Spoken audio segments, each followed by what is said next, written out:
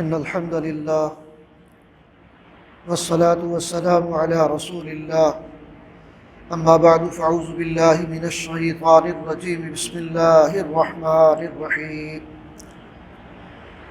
الحاقة ما الحاقة وما أدراك ما الحاقة كذبت ثمود وعاد بالقارعة فأما ثمود فأهلكوا بالطاغية صدق الله العظيم وصدق رسوله النبي الكريم رب اشرح لي صدري ويسر لي أمري واحلل عقدة من لساني يفقهوا قولي اللهم ألهمني رشدي وأعص من شر نفسي اللهم ارحمنا بالقرآن العظيم واجعله لنا إماما ونورا وهدى ورحمة اللهم ذكرنا منه ما نسينا وعلمنا منه ما جهلنا وارزقنا تلاوته آناء الليل وآناء النهار واجعله لنا حجة يا رب العالمین۔ قابل صد احترام سامعین کرام، آج ہمارا یہ 22واں لیکچر ہے۔ اللہ رب العزت کے فضل و کرم، اس کی تائید اور نصرت کے ساتھ ہم سورہ الحاقہ سے اس کا آغاز کر رہے ہیں۔ سورہ الحاقہ میں پہلے رکوع میں یہ بتایا گیا ہے کہ قیامت واقع ہو کر رہنے والی ہے، اس کے واقع ہونے میں کوئی شک نہیں ہے۔ الحاقۃ ما الحاقہ وما ادراک ما الحاقہ۔ پھر جن قوموں نے قیامت کا انکار کیا اور مرنے کے بعد اٹھائے جانے کا انکار کیا اور انبیاء اور رسل کی دعوت کا انکار کیا، ان سب کا انجام جو ہے وہ بیان کیا گیا۔ قوم عاد، قوم ثمود، آل فرعون، قوم لوط اور قوم نوح، یہ وہ اقوام ہیں کہ جنہوں نے آخرت کے عذاب کو جھٹلایا، انبیاء کی دعوت کو جھٹلایا، اس کے نتیجے میں یہ شدید ترین عذاب کے اندر مبتلا کر دیے گئے۔ پھر قیامت کے دن کا ایک منظرنامہ ہے اسی رکوع کے اندر کہ یومئذ تعرضون لا تخفی منکم خافیہ۔ اس دن یومئذ یعنی قیامت کے دن، تعرضون تم پیش کیے جاؤ گے اللہ کے حضور، لا تخفی منکم خافیہ، اور تمہاری کوئی بات، تمہارا کوئی امر اللہ سے پوشیدہ نہیں رہے گا، کچھ بھی چھپا نہیں رہے گا، ہر چیز تمہاری سامنے آ جائے گی جو بھی زندگی میں کیا۔ فَأَمَّا مَنْ أُوتِيَ كِتَابَهُ بِيَمِينِهِ فَيَقُولُ هَاؤُمُ اقْرَءُوا كِتَابِيَهْ۔ جن کو نامہ اعمال دائیں ہاتھ میں دیا گیا وہ خوشی سے ویو کریں گے، دکھائیں گے، دیکھو آؤ ہمارا یہ نامہ اعمال۔ انی ظننت انی ملاق حسابیہ، ہم جانتے تھے کہ میں جانتا تھا کہ حساب ہونے والا ہے، اس لیے تیاری کی۔ فہو فی عیشۃ راضیہ، بس وہ آرام، سکون اور راحت کی زندگی میں ہوگا۔ واما من اوتی کتابہ بشمالہ فیقول یا لیتنی لم اوت کتابیہ ولم ادر ما حسابیہ یا لیتہا کانت القاضیہ ما اغنی عنی مالیہ ہلک عنی سلطانیہ۔ اب جس کو نامہ اعمال اس کا بائیں ہاتھ میں دے دیا گیا، وہ کہے گا کاش مجھے میرا نامہ اعمال نہ دیا جاتا، کاش جو دنیا کے اندر موت آئی تھی وہی فیصلہ کن ہوتی، دنیا کی موت، اور مجھے دوبارہ نہ اٹھایا جاتا، مجھے دوبارہ نہ پیش کیا جاتا، میرا حساب کتاب نہ ہوتا۔ اس کا یہ جو ہے نا ہوگا سارا، اور وہاں اس وقت حکم ہوگا کہ خذوہ فغلوہ ثم الجحیم صلوا، پکڑو اسے اور اس کے گردن میں جہنم کا توق ڈالو اور اسے جہنم میں دھکیل دو۔ ثم الجحیم صلوا ثم فی سلسلۃ ذرعها 70 ذراعا فاسلکوہ، 70 ہاتھ لمبی زنجیر کے ساتھ جکڑ کے اسے جہنم میں ڈال دو۔ انہ کان لا یؤمن باللہ العظیم، یہ آج کے دن پر اللہ پر اور آج کے دن پر ایمان لاتا ہے۔ انہ کان لا یؤمن باللہ العظیم، یہ اللہ پر ایمان نہیں رکھتا تھا۔ ولا یحض علی طعام المسکین، خود تو کسی مسکین کو کھانا کھلانا دور کی بات ہے، کسی کو ترغیب بھی نہیں دیتا تھا کہ بھئی مسکینوں کو کھانا کھلاؤ، اس کا ثواب ملے گا، آخرت میں اجر و ثواب ہوگا، اللہ کامیاب، اللہ تعالیٰ راضی ہوگا۔ ولا يحض على طعام المسكين فليس له اليوم هاهنا حميم، بس آج اس کے کوئی اس کا دوست، کوئی اس کا حمایتی اس کے کام نہیں آئے گا۔ تو یہ قیامت کا منظرنامہ ہے کہ جس دن جو ہے وہ اللہ کے نیک بندے، ان کا نامہ اعمال ان کے دائیں ہاتھ میں دیا جائے گا، اور جو گناہ گار ہیں ان کا نامہ اعمال ان کے بائیں ہاتھ میں دیا جائے گا۔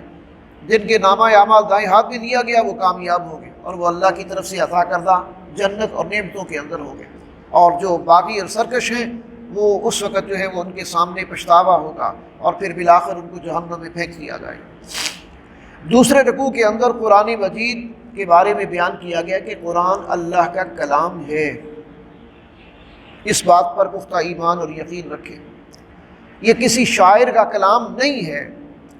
اگر حضرت محمد صلی اللہ علیہ وسلم اس قرآن کو خود بنا کر اللہ کی طرف منسوب کرتے تو اللہ کہتے ہم ان کو پکڑتے، اور پھر کوئی ہماری پکڑ سے انہیں چھڑا نہ سکتا، ایسی کوئی جسارت کر نہیں سکتا۔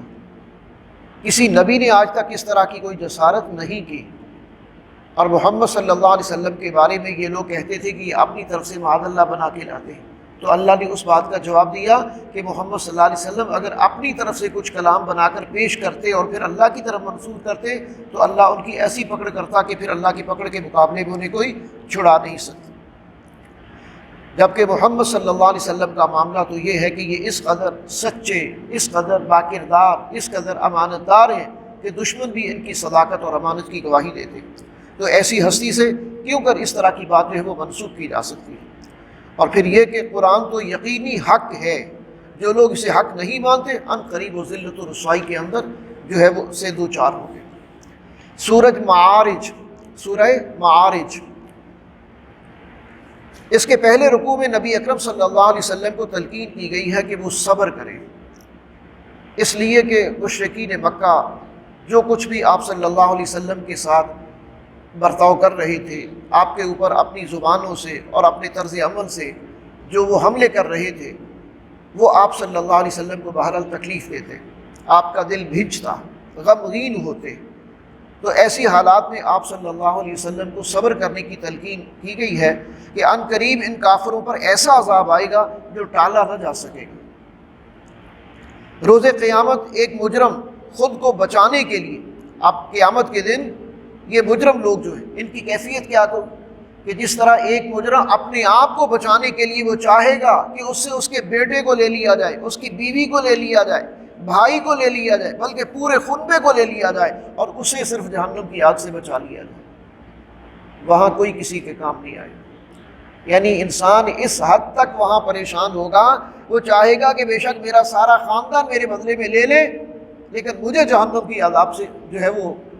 بچا لیا جائے، تو ایسا نہیں ہوگا، بلکہ وہ جو سب کچھ دے کر بھی کوئی اس کے کام نہیں آ سکے گا، لیکن خود کو دہتی ہوئی آگ سے وہ بچا نہ سکے گا۔ حقیقت یہ ہے کہ انسان بہت ہی تھوڑ دلا ہے، کم ظرف پیدا کیا گیا ہے۔ جب اس کو کوئی تکلیف پہنچتی ہے، ان الانسان خلق ہلوعا اذا مسہ الشر جزوعا واذا مسہ الخیر منوعا، بے شک انسان بہت ہی تھوڑ دلا ہے، جب اس کو کوئی تکلیف پہنچتی، نعمت پہنچتی ہے، تکلیف پہنچتی ہے تو واویلا کرتا ہے، اذا مسہ الشر جزوعا واذا مسہ الخیر منوعا، اور جب کوئی نعمت پہنچتی ہے، جب کوئی کامیابی حاصل ہوتی ہے تو پھر بخیل بن جاتا ہے، پھر اللہ کے راستے میں خرچ نہیں کرتا، پھر یہ نہیں کہ اللہ نے مجھے دیا ہے تو میں اللہ کی رضا کے لیے اس میں سے خرچ کروں، ایسا نہیں کرتا، اور دوسروں کو اس کے فیض سے محروم رکھتا ہے۔ اللہ، حالانکہ اللہ کے کچھ بندے ایسے بھی ہیں، محبوب بندے، وہ ایسا نہیں کرتے کہ یہ وہ لوگ ہیں کہ جو باقاعدگی سے نماز ادا کرتے ہیں، اور جو لوگ محروم ہیں، سائل ہیں، ان کو اپنے مال میں سے دیتے ہیں اور ان کی مدد کرتے رہتے ہیں، اور پھر بھی وہ اپنے آپ کو اللہ کے عذاب سے ڈراتے رہتے ہیں۔ یہ لوگ جنسی طور پر بھی بے راہ روی کا شکار نہیں ہوتے، اور یہ کہ عہد اور امانت داری کا پاس کرتے ہیں اور نمازوں کی حفاظت کرتے ہیں، تو ایسے لوگوں کے لیے بشارت ہے کہ یہ لوگ جو ہے وہ جنت کے وارث بنیں گے، اللہ تعالیٰ ان کو جنت میں انعام و کرام سے نوازے گا، یعنی جن کے اندر یہ صفات پائی جاتی ہیں۔ اس کے بعد رکوع نمبر 2 کے اندر پھر نبی اکرم صلی اللہ علیہ وسلم سے فرمایا گیا، ان مشرکین کی مذمت کی گئی ہے کہ جو نبی اکرم صلی اللہ علیہ وسلم کو حرم میں نماز پڑھنے سے روکتے تھے، یعنی مشرکین مکہ کا ایسا رویہ تھا کہ وہ نبی صلی اللہ علیہ وسلم کو حرم کعبہ کے اندر نماز پڑھنے سے روکتے تھے۔ خبردار کیا گیا ہے کہ عن قریب وہ اپنے جرائم کی سزا پائیں گے، روز قیامت قبروں سے نکل کر میدان حشر کی طرف دوڑیں گے، اور ان کی نگاہیں شرم کے مارے جھکی ہوئی ہوگی اور چہروں پر وہ سیاہی چھائی ہوگی۔ یہی وہ دن ہے جس روز انہیں جرائم کی سزا دینے کا وعدہ کیا گیا ہے اور انہیں ان کے جرائم کی پوری سزا جو ہے وہ مل کر رہے گی۔ سورہ نوح ہے، حضرت نوح علیہ السلام نے اپنی قوم کو جو دعوت دی اور قوم نے جو آگے سے رد عمل ظاہر کیا، اس کے نتیجے میں جو حالات پیش آئے ان کا ذکر ہے۔ پہلے رکوع میں حضرت نوح علیہ السلام کی دعوت اور قوم کے رد عمل کا ذکر ہے۔ حضرت نوح علیہ السلام نے اللہ کی بارگاہ میں عرض کی کہ میں نے اپنی قوم کو دن رات دعوت دی، رب انی دعوت قومی لیلا و نہارا، دن رات، اور ایک دن اور ایک رات نہیں، 950 سال اللہ کے اس بندے نے، جلیل القدر نبی اور رسول نے لوگوں کو دن رات دین کی دعوت دی، اللہ کی دعوت دی، تنہائی میں بھی ان کو سمجھایا، علی الاعلان بھی ان کو سمجھایا، انی دعوت قومی لیلا و نہارا، لیکن وہ دور سے دور آپ سے ہوتے گئے۔ انہیں دعوت دی کہ اللہ کی عبادت کرو اور میری اطاعت کرو، لیکن اس کے باوجود وہ اس کی طرف نہیں آئے۔ اور اللہ یہ کہ اللہ بخشنے والا ہے، وہ گناہوں کو معاف فرما دے گا، اور دنیا میں اللہ تعالیٰ مال و اسباب سے تمہیں نوازے گا، سرسبز و شاداب باغات جو ہیں وہ تمہارے لیے ہوں گے۔ اور لیکن یہ ہے کہ قوم نے میری بات کو سنا نہیں، بلکہ وہ اپنی انگلیاں اپنے کانوں میں ڈال لیتے تھے کہ نبی کی آواز ہم تک نہ پہنچے۔ اس قدر ان کے اندر ضد اور عناد تھی کہ وہ اللہ کے نبی کی بات کو نہیں سنتے تھے، منہ پھیر کر چل دیتے تھے، تکبر اور غرور اختیار کرتے تھے۔ اب یہ ان کا طرز عمل ہے جو اس رکوع کے اندر بیان کیا گیا۔ تو جب ان کا یہ طرز عمل حضرت نوح علیہ السلام کے ساتھ مسلسل ایسا تھا، تو پھر حضرت نوح علیہ السلام نے ان کو بد دعا دی۔ آخر نبی اور رسول بھی تو انسان ہوتے ہیں، جب ان کے اوپر جو ہے وہ اتمام حجت وہ کر دیتے ہیں اپنی قوم کو، جب ہر اعتبار سے وہ سمجھا دیتے ہیں، اس کے باوجود قوم کے لوگ جو ہیں وہ ان کی بات سننے کے لیے تیار نہیں ہوتے، تو ظاہر ہے کہ بسا اوقات پھر ان کو بد دعا بھی دینا پڑتی ہے، اور وہ دیتے ہیں۔ نبی اکرم صلی اللہ علیہ وسلم نے بھی بعض مواقع پر جو ہے وہ مشرکوں کو اور ظالموں کو بد دعائیں دی۔ تو اسی طرح حضرت نوح علیہ السلام کا ہے کہ انہوں نے پھر قوم کے خلاف بد دعا کی، انہوں نے اللہ سے فریاد کی کہ قوم نے میری بات ماننے کی بجائے سرکش سرداروں کی پیروی کی، ان سرداروں نے میری خلاف بڑی بڑی سازشیں کی، اے رب اب ان کے لیے گمراہی کے سوا کسی اور چیز میں اضافہ نہ کرنا، اور زمین پر کافروں کا ایک بھی گھر باقی نہ چھوڑنا، رب لا تذر علی الارض من الکافرین دیارا، اے اللہ کافروں کا ایک گھر بھی روئے زمین پر نہ چھوڑنا۔ یہ حضرت نوح علیہ السلام کی دعا تھی۔ ان کی آئندہ نسلوں میں بھی مجھے کسی خیر کی توقع نہیں، یہ اتنے بگڑ چکے ہیں کہ ان کی آنے والی نسلوں میں بھی کوئی ایسا نہیں لگتا کہ جو حق کو قبول کر لے گا۔ ان کے لیے تباہی اور بربادی کے سوا کسی چیز میں اضافہ نہ کرنا، یعنی ان کی تباہی اور بربادی کو آخری درجے تک پہنچا دینا۔ لیکن آخر میں اہل ایمان کے حق میں دعا ہے، کہا رب اے میرے رب، میرے والدین اور تمام اہل ایمان مردوں اور عورتوں کی بخشش فرما دینا۔ اہل ایمان کے حق میں دعا ہے، اللہ نے ان کی فریاد سن لی، ظالم قوم کو تباہ و برباد کر دیا اور ایمان والوں کو حضرت نوح علیہ السلام کے ساتھ بچا لیا۔ سورہ جن، قل اوحی الی انہ استمع نفر من الجن قالوا انا سمعنا قرآنا عجبا یہدی الی الرشد فآمنا بہ ولن نشرک بربنا احدا۔ یہ سورہ احقاف کے اندر بھی ہم پڑھ کے آئے ہیں کہ نبی اکرم صلی اللہ علیہ وسلم ایک جگہ پر صبح کی نماز پڑھا رہے تھے، تو جنات کی جماعت کا گزر ہو رہا تھا، انہوں نے قرآن کی آواز سنی، تو وہ فوراً نبی اکرم صلی اللہ علیہ وسلم کے پیچھے آ کر صفوں میں کھڑے ہو گئے اور پیچھے قرآن سنتے رہے، اور پھر آپ پر ایمان لے آئے، اور اس کے بعد وہ اپنی قوم کی طرف گئے تو مبلغ اور داعی بن کر گئے کہ یہ قرآن تو ایسا ہے، یہ تو راہ راست کی طرف، ہدایت کی طرف رہنمائی دیتا ہے، یہ تو شرک سے روکتا ہے، اور ہمارے اندر ہی ایک ایسا ہے کہ جو ہمیں گمراہی کے اندر مبتلا کیے ہوئے ہیں۔ اور ان کا اشارہ تھا جنات میں سے ابلیس کی طرف، یعنی ہمارا ہی ایک ساتھی ہے جس نے ہمیں آج تک گمراہی میں رکھا ہے۔ یہ قرآن تو وہ ہے جو ہدایت کی طرف بلا رہا ہے، اور ہمارا ہی ایک ساتھی ہے کہ جس نے ہمیں آج تک گمراہی میں مبتلا کیے رکھا ہے، ہم پر حق واضح نہیں ہونے دیا، ہمیں بتاتا رہا کہ یہ سب کچھ معاذ اللہ جو ہے وہ غلط ہے، تو ہم نے تو اپنے کانوں سے سن لیا، انا سمعنا قرآنا عجبا یہدی الی الرشد فآمنا بہ ولن نشرک بربنا احدا انہ تعالی جد ربنا ما اتخذ صاحبۃ ولا ولدا۔ پھر انہوں نے کہا کہ ہمارا ایک ساتھی ہمیں گمراہ کرتا رہا، اور وہ جن تھا۔ ہماری خیر اسی میں ہے کہ اب ہم اس قرآن پر ایمان لائیں اور کامیابی کی راہ اختیار کریں اور اسی کے پیغام کو عام کریں۔ چنانچہ جن اس کے داعی اور مبلغ بن کر اپنی قوم کے اندر گئے، اور انہوں نے جا کر وہاں لوگوں کو، اپنی نو کے لوگوں کو انہوں نے اس کی دعوت دی۔ اہل ایمان کے لیے اس میں بڑا سبق ہے کہ ہم لوگ جو ہے وہ قرآن کو کس طرح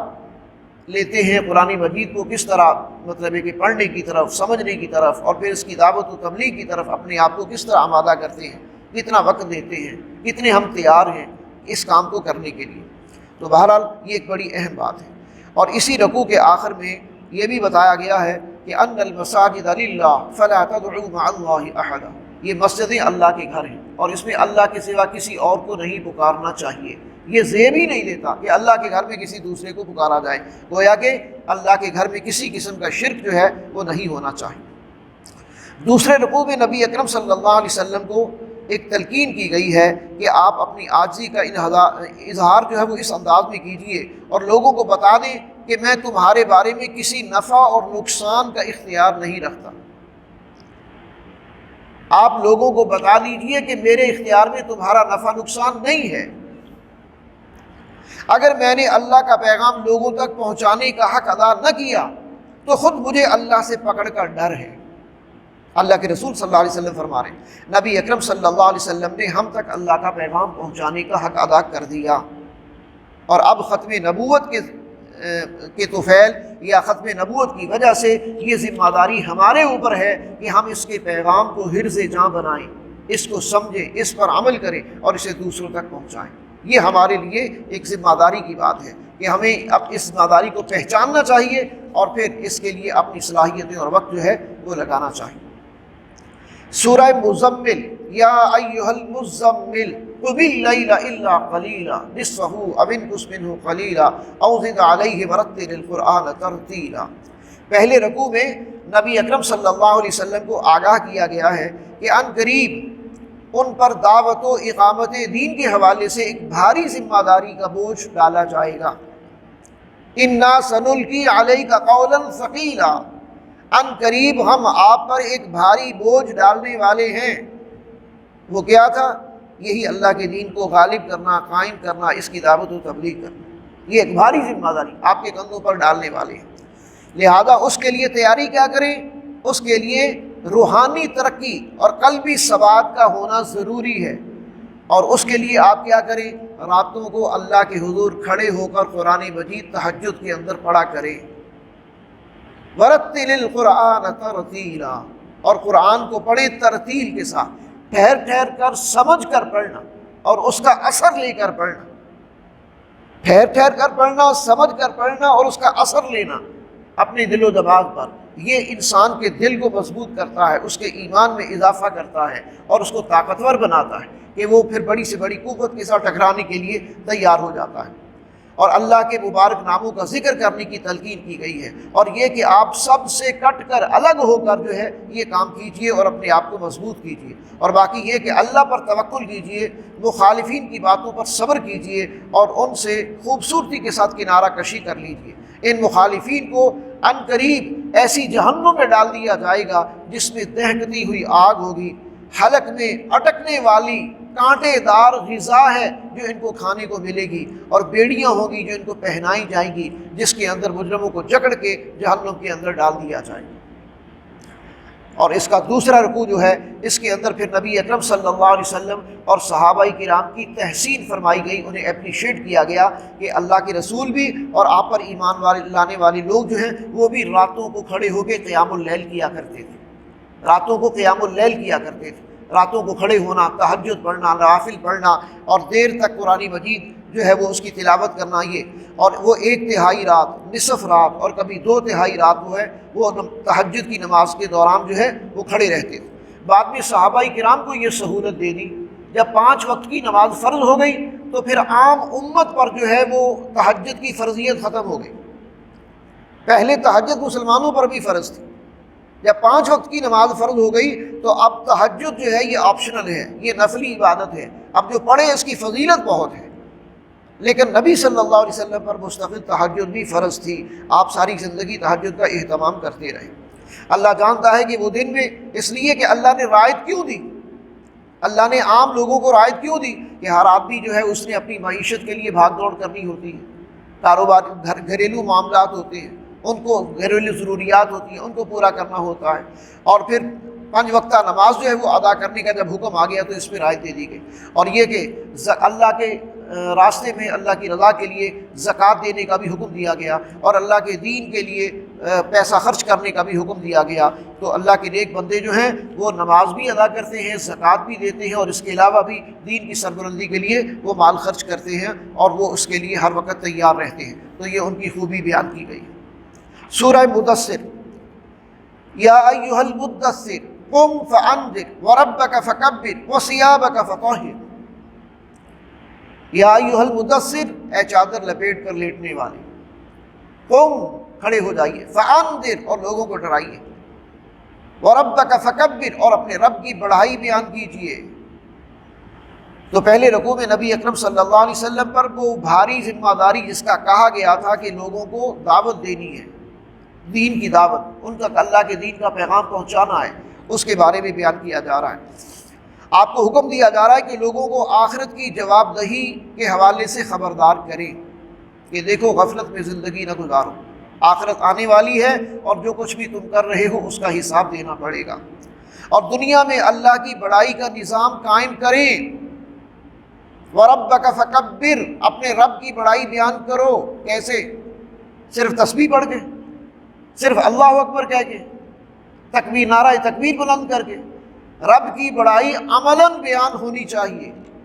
رب عملاً بڑا ہونا چاہیے۔ عام طور پر اس پر ڈاکٹر صاحب رحمۃ اللہ علیہ، ڈاکٹر اسرار احمد صاحب فرمایا کرتے تھے کہ اپنے رب کو بڑا کرو۔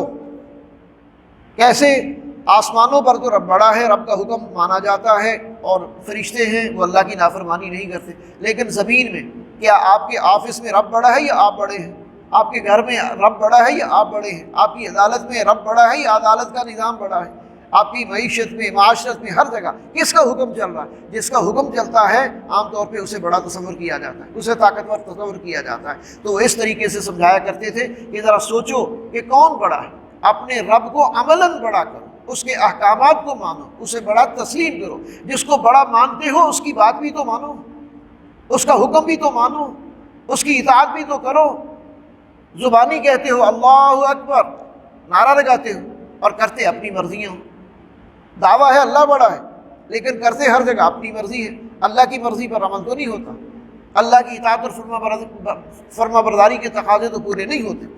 تو اس لیے فرمایا گیا کہ دنیا میں اللہ کی بڑائی کا نظام قائم کرو۔ گویا کہ آپ نے صرف تبلیغ نہیں کرنی، بلکہ تبلیغ کے ذریعے سے اہل حق کی ایک جماعت تیار کریں، اور اس جماعت کو باطل کے ساتھ ٹکرائیں، اور پھر جو ہے وہ اللہ کے دین کو غالب کریں۔ تو اس رکوع کے اندر اس کا ذکر آیا ہے۔ اور پھر ایک شخص جو ولید بن مغیرہ، یہ ایک شخص تھا، یہ نبی اکرم صلی اللہ علیہ وسلم کے مخالفین میں سے تھا، اور اس کے اوپر حق واضح ہو گیا تھا، لیکن یہ سرداران قریش کی طرف سے شرم دلانے پر، اور ان کی طرف سے اس کو احساس دلانے پر کہ تو اب جو ہے وہ باپ دادا کا دین چھوڑ رہا ہے اور محمد کا دین قبول کر رہا ہے، اور اس طرح کی باتیں کرنے پر جو ہے یہ پھر اس نے اعلان نہیں کیا، اور اس کے بعد جو ہے وہ یہ جہنم کا ایندھن بن گیا، کفر اور شرک پر ہی قائم رہا، حالانکہ اللہ تعالیٰ نے اسے مال اور اسباب سے نوازا تھا۔ یہ خود تو ایک ہی تھا، اللہ نے اس کو 10 کڑیل جوان بیٹے دیے تھے، 10 بیٹے تھے، مال و دولت اس کے پاس کافی تھا، لیکن اس کے باوجود یہ اللہ کی نعمتوں سے فائدہ اٹھاتا رہا، اور نبی صلی اللہ علیہ وسلم کو پہچان بھی چکا تھا۔ اس نے جا کے مجلس میں اقرار کیا تھا کہ میں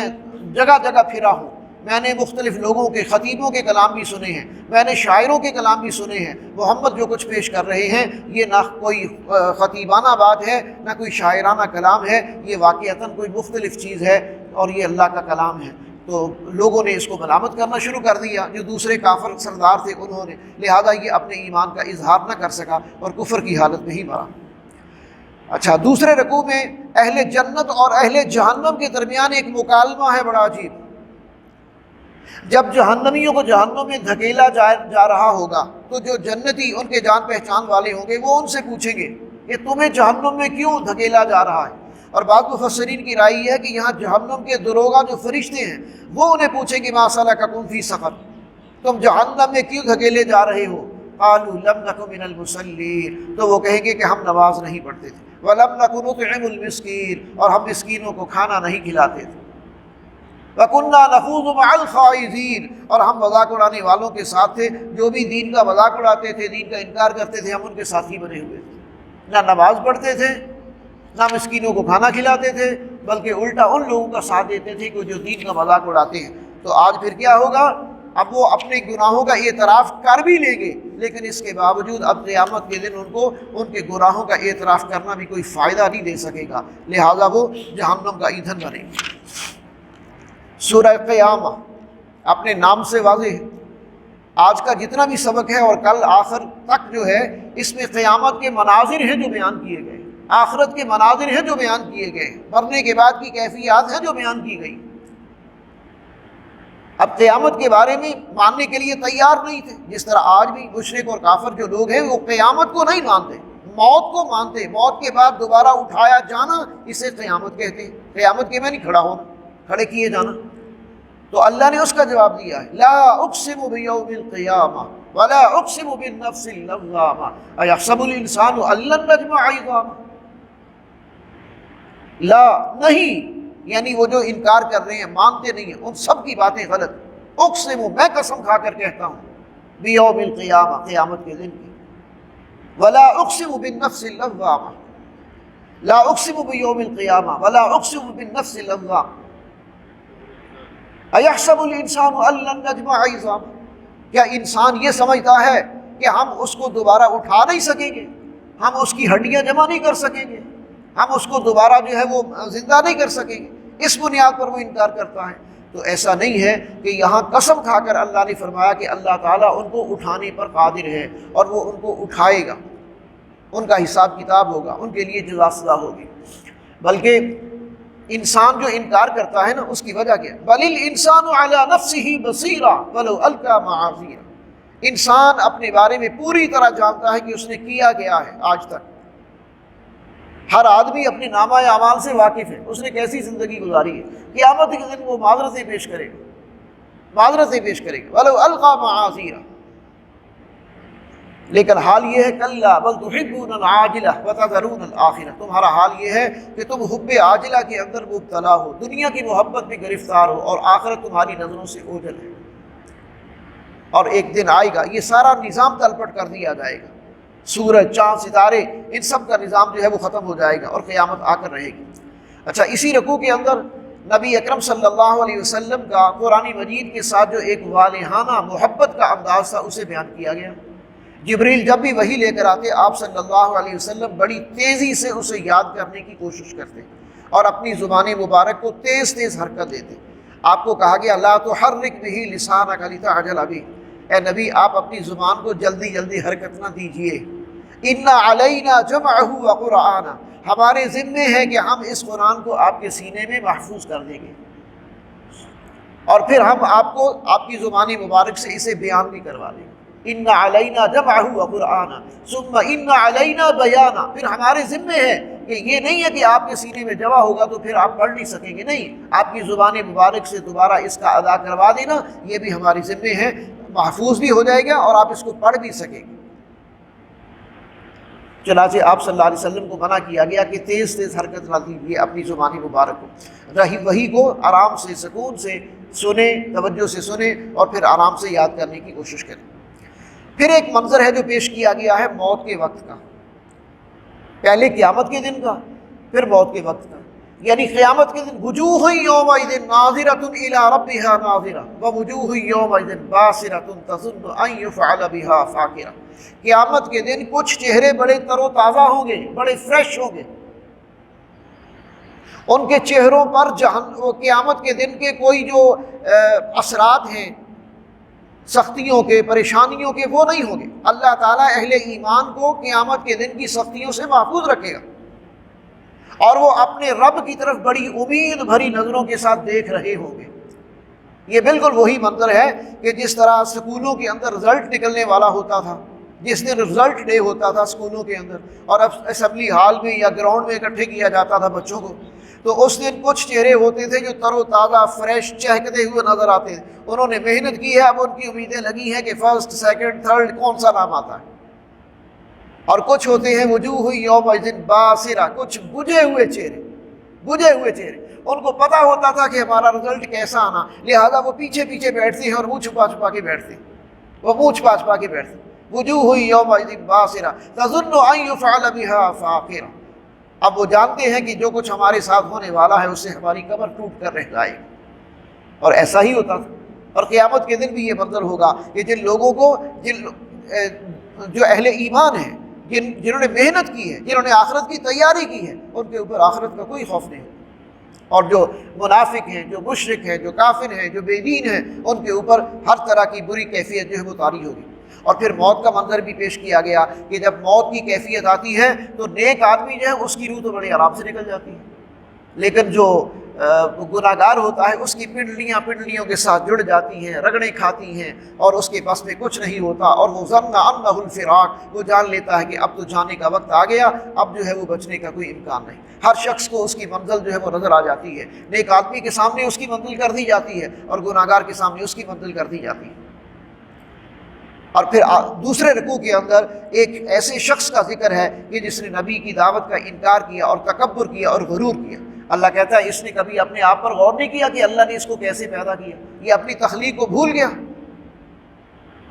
کہ ہم نے اس کو کیسے پیدا کیا۔ آج یہ اللہ کا انکار کر رہا ہے، آج یہ قرآن کا انکار کر رہا ہے، آج یہ نبی کا انکار کر رہا ہے۔ ذرا اپنی اصلیت پر تو غور کرے۔ تو ایسا شخص جو ہے اس کے کردار کی مذمت کی گئی ہے کہ وہ آخرت کو بھول گیا، اللہ کو بھول گیا، نبیوں کی دعوت کو بھول گیا، ان کا مخالف بن کر جو ہے وہ کھڑا ہو گیا، حالانکہ اس کی اپنی حیثیت یہ ہے کہ وہ ایک نطفے سے پیدا کیا گیا، اور اللہ تعالیٰ دوبارہ بھی اسے پیدا کرنے پر قادر ہے اور اس کا حساب کتاب لینے پر قادر ہے۔ سورہ دہر ہے۔ پہلے رکوع میں ارشاد ہوا کہ اللہ نے انسان کو امتحان کے لیے پیدا کیا اور اسے پھر نیکی اور بدی کا شعور دیا۔ یہ انسان کی مزاج کے اندر نیکی اور بدی کا شعور موجود ہے، پوٹینشلی انسان جو ہے وہ نیکی اور بدی کو پہچانتا ہے اور جانتا ہے۔ اب اسے اختیار ہے کہ وہ نیکی کے راستے پر چلے یا برائی کے راستے پر، اما شاکر و اما کفورا، وہ شکر گزار بندہ بنے یا ناشکرہ بنے۔ بدی کی راہ پر چلنے والوں کا انجام جو ہے وہ اس کے سامنے آ جائے گا، اور نیکی کی راہ پر چلنے والوں کا انجام جو ہے وہ ان کے بھی سامنے آ جائے گا۔ جو شکر گزاری کی زندگی گزاریں گے وہ بھی اپنے انجام سے دوچار ہو جائیں گے، اور جو بدی کی زندگی گزاریں گے وہ بھی اپنے انجام سے دوچار ہوں گے۔ یہ لوگ اللہ کی رضا کے لیے اس کی راہ میں مال خرچ کرتے ہیں، یعنی جو نیک لوگ ہیں، اور دنیا میں کسی بدلے یہاں تک کہ لوگوں کی طرف سے شکریہ کے بھی طلبگار نہیں ہوتے۔ جو اللہ کے نیک بندے ہیں وہ اللہ کے راستے میں مال خرچ کرتے ہیں، کسی کی مدد کرتے ہیں نا، تو وہ اتنا بھی نہیں چاہتے کہ ہمارا کوئی شکریہ ادا کرے، اس لیے کہ وہ خالص اللہ کے لیے، رضا کے لیے وہ مال دیتے ہیں،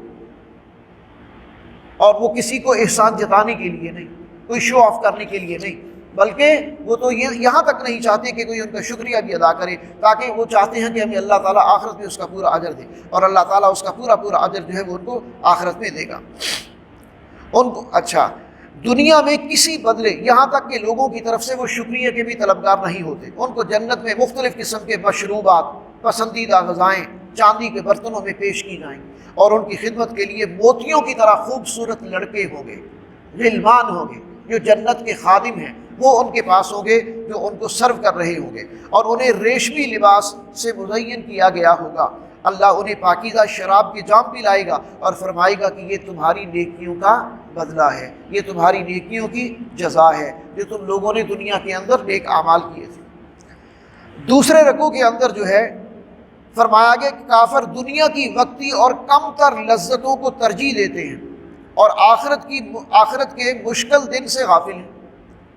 آخرت کا دن اس سے غافل ہے۔ دنیا کے اندر تھوڑی سی کسی کو کامیابی مل گئی تو وہ اسی کو اصل کامیابی سمجھ کے بیٹھ گیا،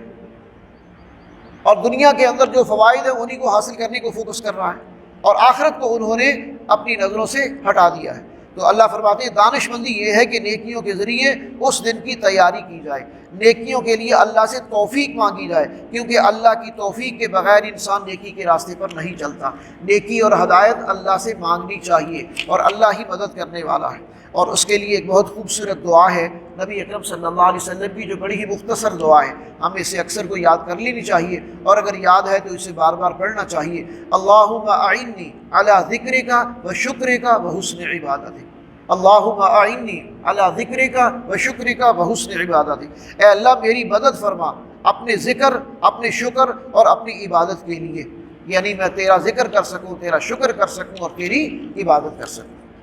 سورہ مرسلات، اس کا انداز بھی بڑا جلال والا انداز ہے۔ پہلے رکوع میں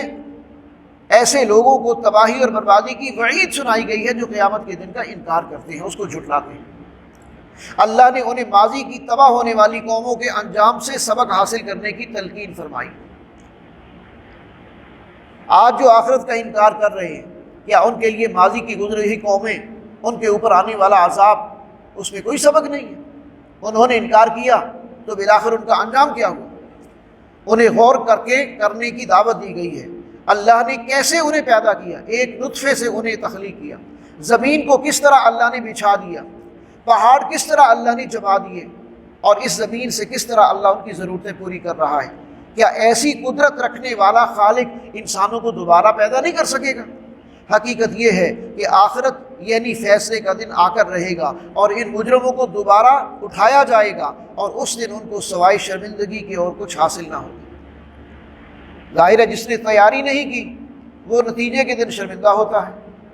اور جو تیاری کرتا ہے وہ نتیجے کے دن اس کے اوپر کوئی کسی قسم کا خوف اور غم نہیں ہوتا، اور بالآخر ان کا نتیجہ دہکتے ہوئی آگ اور جہنم ہوگی۔ اچھا، رکوع نمبر 2 جو ہے اس کا سورہ مرسلات کا، اس کے اندر اب ایک ہے متقی اور پرہیزگار لوگ، اور ایک ہے مجرم گناہ گار لوگ۔ ان دونوں کا انجام جو ہے وہ بتایا گیا ہے۔ متقی جو لوگ ہیں ان کے لیے جنت ہے، ٹھنڈی چھاؤں ہے، خوش ذائقہ مشروبات ہیں، لذیذ میوہ جات ہیں، اور جنت میں ان سے کہا جائے گا کہ اپنے اعمال کے بدلے میں بے فکر ہو کر جہاں سے چاہو کھاؤ پیو گھومو پھرو اور مزے کرو۔ اللہ ہمیں ایسے لوگوں میں شمار کرے اور ایسے اعمال کرنے کی توفیق دے کہ ہم بھی ان میں شامل ہو جائیں۔ اب اس کے برعکس مجرموں سے کہا جائے گا کہ دنیا کے مزے تو تم نے کر لیے نا، اب آخرت میں تمہارا ٹھکانہ جہنم ہے، تم نے آخرت کی فکر ہی نہیں کی۔ آخرت کی فکر کہاں کرنی ہوتی ہے؟ دنیا میں رہ کر ہی تو اپنی آخرت کو بنانا ہے۔ یہاں معمولی سی تکلیف اٹھانے کے لیے تیار نہیں، یہاں معمولی سا وقت نکالنے کے لیے تیار نہیں، یہاں معمولی سی محنت کرنے کے لیے تیار نہیں۔ تو دنیا میں رہ کر ہی دیکھیں، دنیا کا کیریئر بنانے کے لیے کتنی محنت کرتے ہیں، نیند بھی قربان کریں گے، تھکاوٹ بھی برداشت کریں گے، فیملی بھی سفر کرے گی، اور بھی مشکلات جو ہے وہ ساری برداشت کرتا ہے انسان دنیاوی کیریئر پر، اس لیے کہ وہ سامنے نظر آ رہا ہوتا ہے، بس میں یہ کر لوں گا یہ مل جائے گا، یہ کر لوں گا یہ مل جائے گا۔ اور آخرت چونکہ نظروں سے اوجھل ہے، اس لیے اس سے غافل رہتا ہے، اس کی پوری تیاری نہیں کرتا۔ تو آخرت کی تیاری نہ کرنے والے پھر آخرت میں ان کے سر نیچے ہوں گے، اور وہ سر جھکائے کھڑے ہوں گے، شرمندہ ہوں گے کہ انہوں نے کچھ کر نہیں سکے آخرت کے لیے، اور اس وقت کی شرمندگی اور سر جھکانا اور تسلیم کرنا یہ ان کے کسی کام نہیں آ سکے گا، اور بالآخر جو ہے وہ جہنم کے اندر دھکیل دیے جائیں گے۔ تو لہٰذا کہا جا رہا ہے کہ آج بھی موقع ہے کہ قرآن عظیم جیسی کتاب تمہارے پاس موجود ہے، قرآن جیسا کلام جو ہے موجود ہے، اسے پڑھو، اسے سمجھو، اور اللہ کے احکامات جو ہیں ان کے آگے اپنا سر جھکاؤ اور ان کو اپنی زندگیوں میں لاؤ اور اس کے مطابق زندگی گزارنے کی کوشش کرو، تو پھر جو ہے وہ تم آخرت میں بھی کامیاب ہو سکتے ہیں۔ 30واں پارہ شروع ہو رہا ہے، اور سورہ النبا، عما یتساءلون عن النبأ العظیم الذی هم فیہ مختلفون کلا سیعلمون ثم کلا سیعلمون الم نجعل الارض مہادا والجبال اوتادا وخلقناکم ازواجا وجعلنا نومکم سباتا وجعلنا اللیل لباسا وجعلنا النہار معاشا۔ یہ کیفیات ہیں جو بیان کی گئی ہیں، اللہ کی نعمتیں ہیں، ان کا ذکر ہے۔ تو پہلے رکوع میں بیان کیا گیا ہے کہ لوگ قیامت کی عظیم خبر کے حوالے سے اختلاف رکھتے ہیں، وہ جاننا چاہتے ہیں، وہ پوچھتے ہیں، ان میں اختلافات پائے جاتے ہیں۔ کسی کے خیال میں دوبارہ جی اٹھنا ناممکنات میں سے ہے، یعنی بعض لوگ یہ سمجھتے ہیں کہ دوبارہ نہیں اٹھایا جائے گا۔ کوئی کہتا ہے کہ ہمارے معبود سفارش کر کے ہمیں بخشوا لیں گے، کچھ تو آخرت کا انکار کر رہے ہیں، کچھ یہ کہہ رہے ہیں کہ اگر آخرت آ بھی گئی، حساب کتاب ہو بھی گیا، تو ہمارے معبودان باطل جن کی ہم پوجا کرتے ہیں وہ ہمیں چھڑا لیں گے اور ہمیں جو ہے وہ کسی نہ کسی طریقے سے ہم کامیاب۔ کسی کا دعویٰ یہ ہے کہ ہمیں دنیا میں مال و دولت سے نوازا گیا ہے اور قیامت میں بھی اللہ تعالیٰ ہمیں نوازے گا۔ اگر آج دیا ہے تو قیامت میں نہیں دے گا، آخرت میں نہیں دے گا۔ اب یہ اپنے طور پر سمجھ لیتے ہیں۔ اب مجھے بتائیے، دنیا میں کسی کو مال و دولت کا دیا جانا یہ اللہ کی رضا کی علامت نہیں ہے؟ اللہ تو کافروں کو بھی دیتا ہے، مشرکوں کو بھی دیتا ہے، ظالموں کو بھی دیتا ہے، نافرمانوں کو بھی دیتا ہے، اللہ سب کو دیتا ہے۔ تو یہ دنیا میں کسی کو مال و دولت کا بہت زیادہ مل جانا یہ اللہ تعالیٰ کی رضا کی علامت نہیں ہے، یہ اس کا کوئی ایک سمبل نہیں ہے۔ تو پھر جواب دیا گیا ہے کہ اصل معاملہ کیا ہے، ان قریب انہیں معلوم ہو جائے گا اور یہ اس کی حقیقت جو ہے ان پر واضح ہو جائے گی۔ اور پھر نعمتوں کا ذکر کیا گیا کہ اللہ نے آسمان، سورج، چاند، زمین، پہاڑ، رات، دن، نیند، بارشیں، باغات، کھیتیاں، غرض انسان کے فائدے کے لیے کون کون سی نعمت ہے جو اللہ نے پیدا نہیں کی، یہ ساری اللہ کی نعمتیں ہیں اور انسان ان سے کسی نہ کسی انداز میں فائدہ اٹھا رہا، ہر نعمت سے فائدہ اٹھا رہا۔ فیصلے کا دن جو ہے وہ بہرحال قیامت ہے۔ دنیا میں جتنی بھی نعمتیں ہیں فائدہ اٹھاؤ،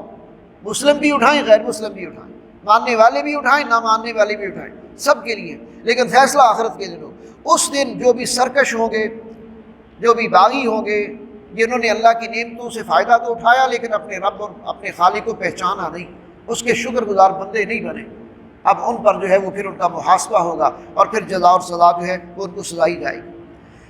دوسرے رکوع میں میدان حشر کا منظر ہے جو بیان کیا گیا ہے کہ روز قیامت متقیوں کو ان کی نیکیوں کے حساب سے پورا پورا انعام ملے گا۔ اور اس کے بعد ارشاد ہوا کہ میدان حشر میں تمام انسان اور فرشتے صف باندھے سامنے اللہ کے کھڑے ہوں گے اور کسی اللہ کے سامنے کسی کو بات کرنے کی ہمت نہیں ہوگی، جو بھی بولے گا اللہ کی اجازت کے ساتھ بولے گا اور اللہ کے سامنے کسی کی سفارش نہیں چل سکے گی۔ بد نصیب لوگ وہ ہوں گے کہ جن کے نامہ اعمال میں تمام سیاہ اعمال وہ اپنے سامنے دیکھیں گے۔ بد نصیب کا کافر نامہ اعمال میں اپنے تمام سیاہ اعمال اپنے سامنے دیکھیں گے اور حسرت سے وہ کہیں گے یا لیتنی کنت ترابا، کاش کہ ہم اپنے نامہ اعمال کو نہ دیکھتے اور مٹی ہو جاتے، گل سڑ جاتے اور ہمیں دوبارہ نہ اٹھایا جاتا اور ہمارے نامہ اعمال سے واسطہ نہ پڑتا۔ یہ ان کی خواہش ہوگی، لیکن اب اس طرح کی خواہشیں کرنے سے اور اس طرح کے خیالات دانے سے کوئی فائدہ نہیں ہو سکے گا۔ اس وقت اللہ کا فیصلہ نافذ ہو چکا ہوگا اور ان کے بارے میں فیصلے ہو چکے ہوں گے۔ سورہ نازعات، اس میں نیک لوگوں کی موت اور گناہ گاروں کی موت اس کے بارے میں بیان کیا گیا کہ نیک لوگوں کی موت تو بڑی آرام سے آتی ہے، فرشتے بڑی آرام سے ان کی روح نکالتے ہیں۔ گناہ گار لوگوں کی موت، فرشتے ان کے جسم میں داخل ہو جاتے ہیں، غرق ہو جاتے ہیں اور ان کی رگ رگ سے روح کو کھینچ کر نکالتے ہیں۔ اور ایک حدیث میں اس طرح تشبیہ دی گئی ہے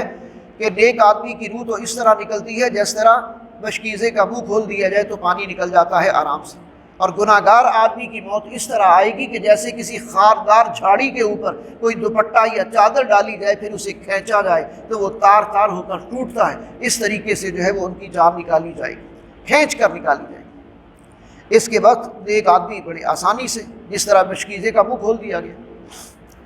حالانکہ اس روز زمین قیامت کے دن زمین پوری شدت کے ساتھ ہلا ڈالی جائے گی اور لوگ جو ہیں وہ ان کے اوپر ایک خوف کی کیفیت طاری ہوگی اور ان کی نگاہیں جو ہے وہ پھٹ رہی ہوگی اور اللہ کی طرف سے سور جو ہے وہ پھونک دیا جائے گا اور ایک زوردار جھڑکی کی سی آواز ہوگی اور تمام جن و انس ہیں وہ ایک کھلے میدان کے اندر اللہ کے سامنے جمع کر لیے جائیں۔ یہ میدان حشر یہ اسی زمین پر برپا ہونا ہے۔ اللہ آسمان سے زمین پر تشریف لائیں گے اپنے عرش سمیت، فرشتے اللہ کا عرش اٹھائے ہوئے ہوں گے اور بعض روایات سے اشارہ ملتا ہے کہ یہ میدان عرفات جو ہے اسی کو اللہ اس طرح پلین کر دے گا، پوری دنیا میں پھیلا دے گا کہ یہ سمندر اور یہ کھائیاں اور یہ پہاڑ اور یہ سب کچھ ہموار ہو کے ایک ہی میدان بن جائے گا، اور یہی جو ہے وہ میدان سجے گا، اور لوگ یہی سارے اللہ کے حضور پیش ہوں گے، اور یہی ان کا حساب کتاب ہوگا، اور یہی جزا سزا کے فیصلے ہوں گے۔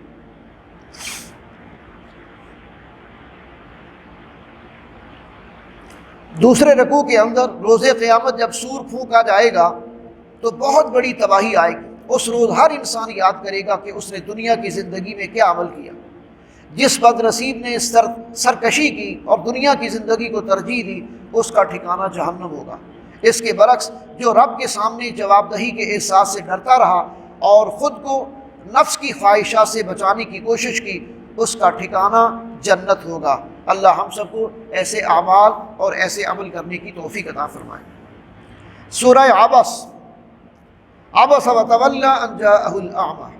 وما یدریک لعلہ یزکیٰ او یذکر فتنفعہ الذکریٰ۔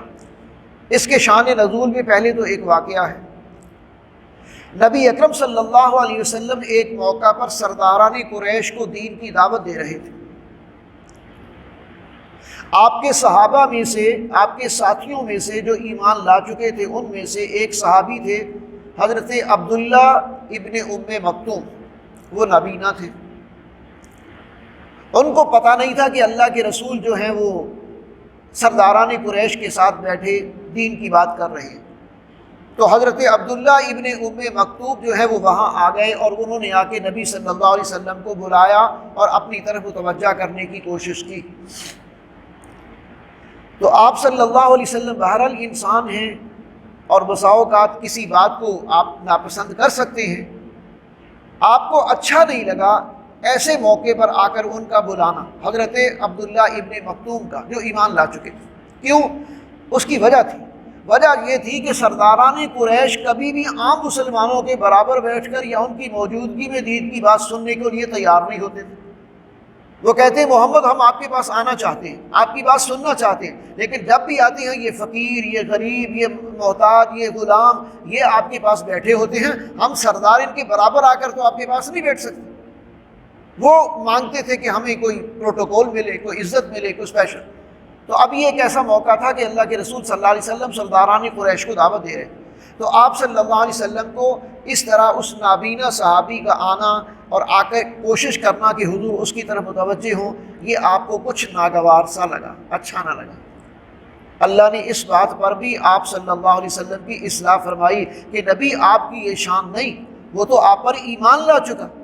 وہ تو آپ کا ساتھی ہے، ان کا تو پتہ نہیں ایمان لائیں گے کہ نہیں لائیں گے، آپ کی بات سن کے اٹھ کے چلے جائیں، مذاق اڑائیں، مخالفت کریں۔ آپ ان کی خاطر ایسے مخلص ساتھی اور ایسا وفادار ساتھی، اس کو جو ہے وہ اس طرح نظر انداز نہ کریں، یہ آپ کی شان نشان ہے۔ تو ایک تو اس بات کی طرف جو ہے وہ اشارہ کیا گیا ہے، اور کہا گیا ہے کہ آپ جو ہے وہ مطلب ہے کہ اپنے ایسے ساتھیوں کو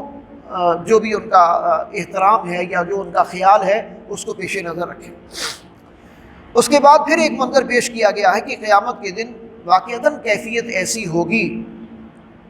کہ اس دن مجرم جو بھی ہوگا وہ چاہے گا کہ اس سے اس کے اپنا بھائی دے دے، اپنی والدہ، اپنے والد، اپنی بیوی، اپنے بیٹے، یہ سب ان سے وہ دور بھاگے گا۔ یوم یفر المرء من اخیہ و امہ و ابیہ و صاحبتہ و بنیہ، سب سے دور بھاگے گا۔ کیوں؟ نفسا نفسی کا عالم ہوگا، ہر ایک کو ایک ایک نیکی کی ضرورت ہوگی۔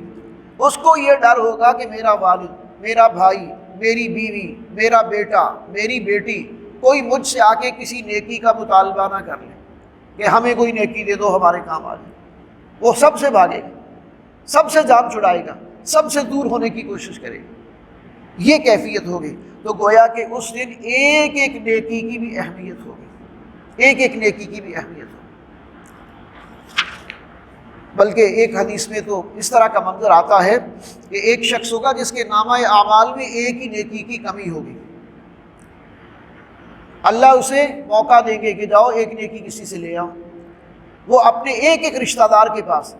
اپنے باپ، اپنی ماں، اپنی بہن، اپنے بھائی، اپنی بیوی، اپنے رشتہ دار، اپنے دوستوں کے پاس جائے گا، کوئی بھی اسے ایک نیکی نہیں دے گا۔ مایوس ہو کے واپس آ رہا ہوگا تو راستے میں ایک آدمی اور ملے گا جس کے پاس صرف ہوگی ایک ہی نیکی۔ اب اس کے ساتھ آمنا سامنا جو ہوگا تو وہ اس کو اتنا پریشان دیکھ کر پوچھے گا کہ تم اتنے پریشان کیوں؟ وہ کہے گا کہ میرے نامہ اعمال میں صرف ایک نیکی کی کمی ہے، اللہ نے مجھے موقع دیا تھا کہ تو ایک نیکی کہیں سے لے آ، تیری بخشش کر دیتا ہوں، مجھے کہیں سے نہیں ملی۔ تو اچھا ایک نیکی سے تیری بخشش ہو جائے گی؟ چلو میں تو ہوئی جہنمی، میں اپنی ایک نیکی تمہیں دیتا۔ وہ ایک نیکی اپنی جب اس کو دے دے گا اللہ تعالیٰ دونوں کو مغفرت کر دے گا، دونوں کی بخشش کر دے گا۔ کہ یہ رحم کھانا تو اللہ کی صفت ہے نا، تو بندے کو رحم آ گیا اس پر اور اس نے رحم کھا کر کہا کہ میں تو جہنمی ہوں، میں تو ایک نیکی جو ہے وہ تجھے دیتا ہوں۔ اب یہ ایک تمثیل کا انداز ہے، سمجھانے کا انداز ہے۔ وہ کون ہو سکتا ہے ایسا خوش نصیب، یا وہ کون ہو سکتا ہے اتنی مشکل میں، اور پھر کون اسے ملے گا، یہ تو باتیں اس دن پتہ چلے گی نا۔ لیکن بہرحال یہاں سمجھانے کی بات یہ ہے کہ ایک ایک نیکی کی اتنی اہمیت ہوگی۔ آج ہم بسا اوقات چھوٹے کاموں کو، معمولی کاموں کو نظر انداز کر دیتے ہیں۔ اللہ کے رسول نے فرمایا کسی بھی نیکی کو حقیر نہ سمجھو، لا تحقرن من المعروف شیئا ولو ان تلقى اخاك بوجه طلیق، کسی بھی نیکی کو معمولی نہ سمجھو اگرچہ وہ یہی ہو کہ تم اپنے کسی مسلمان بھائی سے خندہ پیشانی کے ساتھ مل رہے ہو، مسکراتے چہرے سے ملنا، خندہ پیشانی سے ملنا، یہ بھی نیکی ہے۔ ایک ایک نیکی کے بارے میں پوچھا جائے تو بہرحال، لیکن یہ ہے کہ جو بھی آخرت کا انکار کرنے والے ہیں اب ان کے چہرے غبار آلود ہوں گے، جس طرح مٹی پڑی ہوئی ہوتی ہے، منہ کالک ملی ہوئی ہوتی ہے، ان کے گناہوں کا جو اثرات ہیں وہ ان کے چہروں پر غبار اور سیاہی کی صورت میں نظر آ رہا ہوگا۔ اللہ تعالیٰ ایسی کیفیت سے بچائے۔ قرآن مجید میں دوسری مقامات پر ہے، یوم تبیض وجوہ وتسود وجوہ، کچھ چہرے اس دن روشن ہوں گے، سفید ہوں گے، اور کچھ چہرے اس دن سیاہ ہوں گے۔ وہ جو روشن ہوں گے وہ نور ایمان کی وجہ سے اعمال کی اثرات ہیں، نیکیاں ان کی برکات ہیں، اور جو سیاہ ہوں گے وہ اعمال کی سیاہی ہے، وہ کردار کی سیاہی ہے جو ان کے چہروں سے نمایاں ہو رہی۔ سورہ تکویر ہے، اس میں اللہ کی بہت ساری نعمتوں کا ذکر ہے، اور اس میں بھی قیامت کی منظر کشی کی ہے۔ اللہ کے رسول صلی اللہ علیہ وسلم نے فرمایا کہ جو شخص بھی قیامت کے مناظر کو اپنی آنکھوں سے دیکھنا چاہتا ہے نا، وہ ان صورتوں کی تلاوت کرے۔ اذا الشمس كورت واذا النجوم انكدرت واذا الجبال سيرت واذا العشار عطلت واذا الوحوش حشرت واذا البحار سجرت۔ اب یہ ایک ایک کیفیت ہے جو قیامت کے دن کی بیان کی گئی ہے۔ اذا السماء انفطرت واذا الكواكب انتثرت واذا الكواكب اذا السماء انفطرت واذا الكواكب،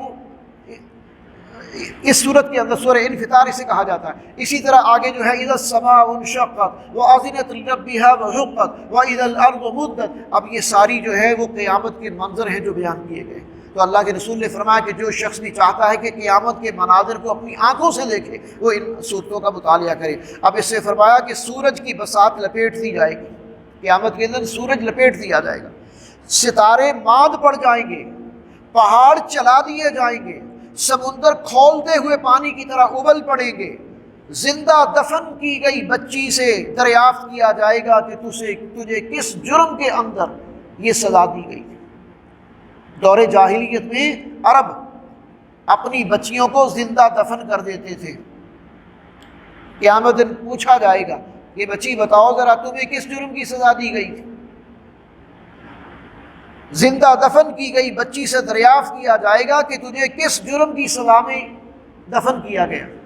یہاں میں ایک سوال میرے ذہن میں آتا ہے کبھی کبھی اور میں کانپ جاتا ہوں، یہ سندھ کے اندر جو کاری کر کے مار دیتے ہیں، اور مجھے ابھی کچھ دنوں پہلے پتہ چلا کہ یہ ڈیر آپ کے جو ہے وہ روڑی کے اندر غالباً یہ آس پاس میں کوئی قبرستان ہے جو کاری کا قبرستان، کاریوں کا کہلاتا ہے، کہ جس کو لوگ جو ہے وہ کارا کر کے یا کاری کر کے مار دیتے ہیں، پھر اس کو وہاں جا کے گڑھا کھود کے دبا دیا جاتا ہے۔ کسی کو بخشش مانگنے کی، نماز پڑھنے کی، غسل دینے کی، جنازہ پڑھنے کی، دعا مانگنے کی اجازت نہیں کہ وہاں جائیں، اور گھٹیا الزامات دے دے کر جائیداد پر قبضہ کرنے کے لیے کاری قرار دے دیتے ہیں، دوسرے سے ذاتی انتقام لینے کے لیے اپنی بہو بیٹی یا بہن کو کاری قرار دے دیتے ہیں، اور اس کے بعد جو ہے وہ اس کا قتل کر کے دوسرے آدمی کی جان لینے کے لیے یہ سارے حربے کرتے ہیں، دوسرے کو انتقام کا نشانہ بنانے کے لیے۔ کل قیامت کے دن یہ ساری ناحق ماری گئی بچیاں، یہ ناحق ماری گئی بیٹیاں، یہ ناحق قتل کی گئی بہنیں جائیداد کی خاطر ان کو قتل کر دیتے ہیں کہ یہ جائیداد میں ہماری حصے دار بنے گی، لہٰذا ان کو کاری کر کے مار دو۔ کسی سے دشمنی ہو گئی ہے، اپنی کسی بیٹی یا بہو کو یا بہن کو کاری کر دو اور اس سے دوسروں کا آدمی بھی مار دو۔ اس طرح کی جو ہے وہ رسمیں دور جاہلیت سے بھی بدتر رسمیں ہیں جو آج بھی کہیں نہ کہیں جہالت کے انداز میں پائی جاتی ہیں۔ اچھا، یہ تو جو ہے وہ بیان کیے گئے ہیں اس کے مراد۔ اس کے بعد جنت کے بارے میں کہا گیا کہ جنت کو آراستہ کر دیا جائے گا، سجایا جائے گا اس روز، اور انسان دیکھ لے گا کہ وہ کیا اعمال اپنے سامنے لے کر آیا ہے۔ اور قرآن حکیم کے بارے میں بتایا جا رہا ہے کہ قرآن اللہ کا کلام ہے، اور جبریل علیہ السلام نے اسے جناب محمد رسول اللہ صلی اللہ علیہ وسلم کے قلب مبارک پر نازل کیا۔ چنانچہ جبریل جو ہے وہ رسول ملک ہیں اور نبی اکرم صلی اللہ علیہ وسلم وہ رسول بشر ہیں۔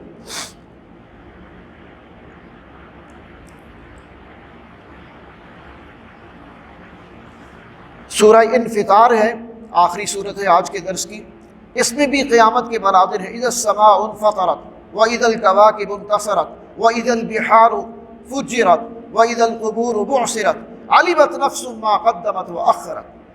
یعنی قیامت کے روز آسمان پھٹ جائے گا، ستارے بکھر جائیں گے، سمندر اپنی حدود سے نکل پڑیں گے، قبروں کو کھود کر ان میں مدفون انسانوں کو نکالا جائے گا۔ ہر انسان جان لے گا اس نے دنیا میں کس چیز کو ترجیح دی، اس نے کیا آگے بھیجا اور کیا پیچھے چھوڑا۔